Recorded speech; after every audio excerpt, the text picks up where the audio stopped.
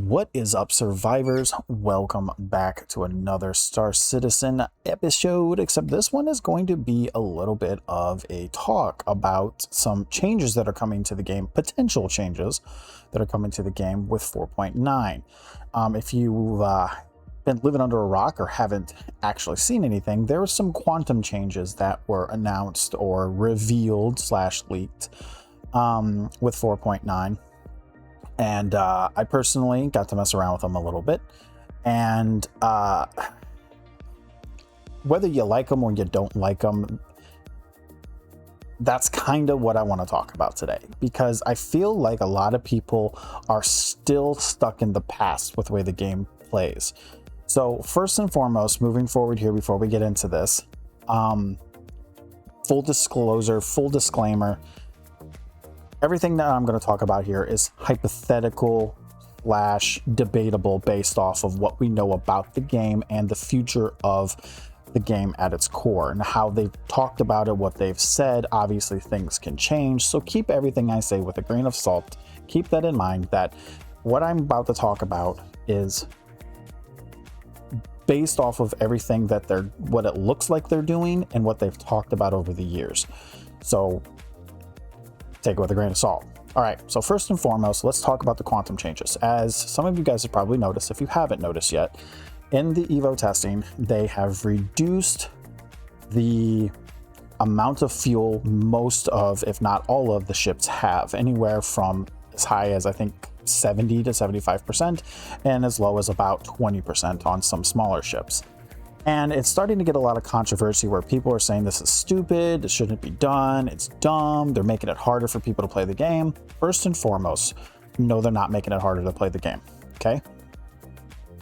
They have said from the very, very beginning that traveling from one planet to another should be something difficult for smaller ships. You shouldn't be able to do it in a single jump. Now, they haven't directly said that that's how it's supposed to be, but that's how they want it to be, and that's how they want space travel to be. So if you're sitting in something like an Arrow or a F-7C or, something like that, a single seat fighter that's light or medium, or even a snub fighter, you shouldn't be able to make it from a place like Microtech to Crusader in a single jump. Okay? That's what they've always hinted towards. I wouldn't say they've said it outright, but that's what they've always talked about and hinted towards. And a lot of people are getting upset because it's making it harder for them, quote unquote, making it harder. And though I do agree that there are some ships that their quantum fuel got nerfed really hard, and I'm okay with that because those larger ships like the Polaris and the Idris, for instance, got like 70% nerfs. They can still jump from one side of Stanton to the other like 4 times before they have to refill. Not a big deal, okay? But the consumption rate is also increased. Now, keep in mind, we are talking about the base version of the ship, the stock components on a ship, okay? And this is where I'm going to be a little bit more harsh on the community because I feel like they're being really stupid here, is that stock components are exactly that, stock. They are the bare bones but newbie minimum that you have on a ship when you buy it or you purchase it or you rent it or whatever, okay? That is the fuel consumption for that quantum drive at the bottom of the list. Now, not talking blueprints or crafted components, it can only get better from there. So if you were to go out and find the best quantum drive for the best fuel consumption that will allow your fuel to last longer so you can jump further because the fuel consumption is less, so it can let that 0.5, aka 500,000 SC, well, it's 0.5 SCU of quantum fuel, which is 500,000 quantum fuel in the actual meter. That, which would normally only let you jump from like Microtech to a Lagrange station, then from that Lagrange station to Crusader, now might actually get you all the way to Crusader in one jump if you're using the best one. And we're talking about single seat small fighters, okay? Ships that shouldn't be able to do it in a single jump. That's the non-crafted best version you can get in the game. Now let's start talking about the thing that people seem to forget exists. blueprints and crafting. In order to make the game more enjoyable for crafters, farmers, and other players, they have to give them something to do that other people that don't want to do it will actually invest time and money in to purchase. What's the point of crafting if nobody's going to buy your quantum drive? That's a 900 quality, best level tier 1 blueprint of said military quantum drive that gives you a 30% boost or a 30% reduction to quantum fuel usage, which now you're going from, you know, 500,000 getting you to Crusader, and then you have to refill, to basically only burning 200,000 of it going from Microtech to Crusader, because you have a 900% crafted quantum drive from a level 1 blueprint. Keyword here, level 1 blueprint.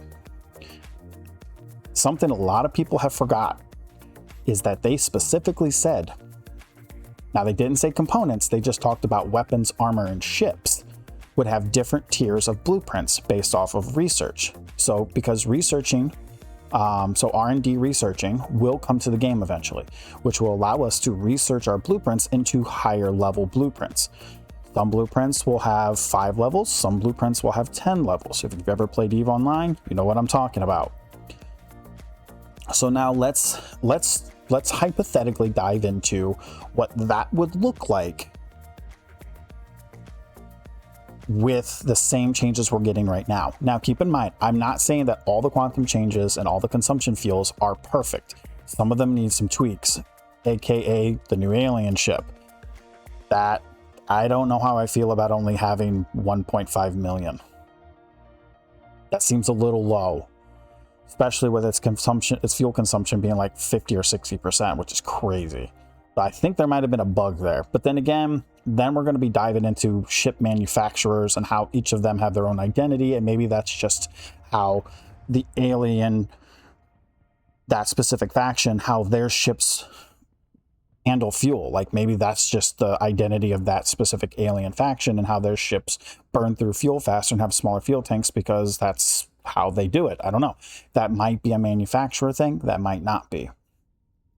But let's say, exclude that whole babble about manufacturer. Let's say we start talking about the actual blueprints. So let's say a level 1 blueprint gives you 20% less fuel consumption and increases your speed by an extra, you know, let's say 0.2 galactic meters per second or something like that. So you're going just a little bit faster and you've 20% less burn. That's with a 900 plus quality best quantum drive you can get for your ship. Now, let's say you're able to research a level 5 version of that. The level 5 version of that quantum drive, this is all hypothetical right here, okay?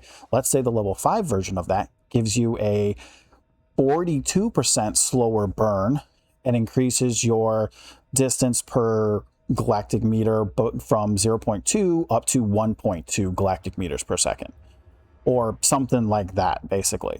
So now what was normally a 500 or a 50 galactic meter distance going from Microtech to Crusader, which originally would have burned 500 of your, or 500,000 of your fuel, the stock 1 high quality burns 300, or let's say 200 of that 500, where the stock or the crafted level 5 high quality 900 one burns only 100. So now you can do that jump 3 or 4 times before you have to refuel, because you have a level 5 900% high quality crafted quantum drive in your fighter. And now obviously we're not talking about insurance, because we don't know what that kind of insurance would look like. Even guessing, heck, I would even say that's like a 30-40K insurance bill to get that thing back, because that is retarded at that point. Because now you're able to do a jump 5 times between Microtech and Crusader before you have to refuel. So now you're saving money. Instead of refilling once every jump or refilling halfway, now you only have to do it every couple of times. That is what I feel they're slowly pushing us towards, because they have been around since the beginning. And if there's one thing I've noticed, they like to spoon feed the community content. They'll slowly introduce something, mess around with it, make some changes, add the next portion of gameplay, make some changes, next portion of gameplay, make some changes, go back, upgrade the old gameplay up to a newer tier of gameplay, make some changes, move on to another new gameplay, make some changes, and they slowly do that. They go down the line, then they backtrack, add up a new tier of the old content, fix some changes, go down the line, keep doing that, and then they'll add in a new change, and then they'll add in a new content, and then every time they go back and make some adjustments. And if you're paying attention to patterns and how they handle things, you'll notice that it seems like they're slowly starting to set the community up to get ready for not the blueprint research crafting, but for carrier-based content, where the community is not so much forced into using carrier ships more often if they want to get around in their smaller ships, but kind of putting them like, you know, you're going to have to stay homebodied in this area until you have enough money to buy a quantum drive that'll allow you to jump to a midway station to refill to get to a new part of the solar system to do mining in that area, or salvaging in that area, or fighting in that area. Like if you know you're going to be doing, you know, bounty hunt missions around Crusader, then you're just going to hang out around Seraphim Station. You're just going to hang out around Seraphim Station and do bounties specifically that are around Crusader. That way you don't have to burn quantum fuel as much because you're not jumping between planet or planet. You're just jumping between the planet and its moons. So you're going to be able to make a few 100,000 or 1,000,000 doing that, then buy yourself a better quantum drive, insure it, and then now you can go do bounty missions at other planets in that system, or potentially jump through the wormhole or the gate, whatever. So in conclusion, what am I trying to say here? I'm saying that I feel like these quantum changes are a necessary evil. They are something that has to happen for the game to progress. So crafters have a reason to craft, farmers have a reason to farm, and we have a reason to buy their stuff because we need those better quantum drives, those better shields, those better engines, whatever, in order to be able to burn less, go further, and save money having to refuel as often. You know, those groups that put in the time, the effort, the grind, the resources into making sure that all their fighter pilots have the best components on their ship and the best weapons and, you know, level 5 crafted fighter planes and stuff like that for ops are going to be the ones that get the biggest payout and the biggest rewards because they put in the time and effort. They're going to be able to fight, win, last longer, go further, jump further. You know, they're going to be able to do things other people won't be able to do until they've put in the time and energy as well.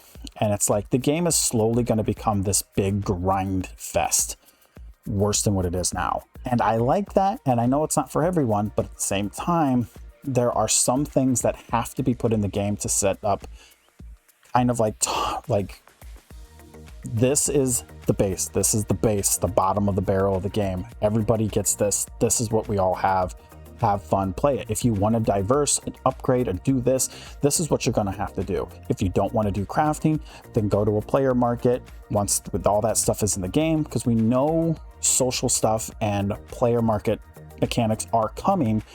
We just don't know if it's happening this year or next year. There's some social stuff that might be coming this year that they've hinted at, but we just don't know yet.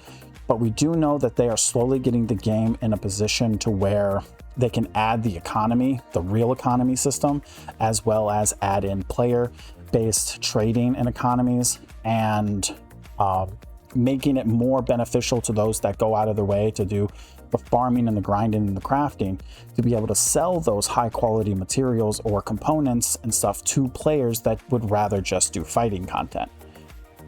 So, is the quantum changes a good thing? Or are they a bad thing? That's for you to decide at the end of the day. I personally feel like it's a necessary evil, and it is somewhat of a good thing because it will open the doors for more potential gameplay and cooperation among the community as a whole. And that's what they need to do. That's what the game needs to be to truly be a MMO / trade-based economy built around the players. That's what it needs. You need something to point the players to go to each other for stuff. But anyways, I'm going to end it here. I think I've got what I wanted out and what I wanted to say. If you agree or you disagree, let me know down below. Please keep in mind, keep it peaceful, everybody has their own play styles. We all won't get along with every little bit of information, but at the end of the day, let me know what you guys think. Do you think it's a necessary evil? Do you like the changes? Do you hate the changes? And let me know what you think. Give me a thumbs up, a like, a comment, whatever you guys want to do. I appreciate it. I'll talk to you guys later. Peace.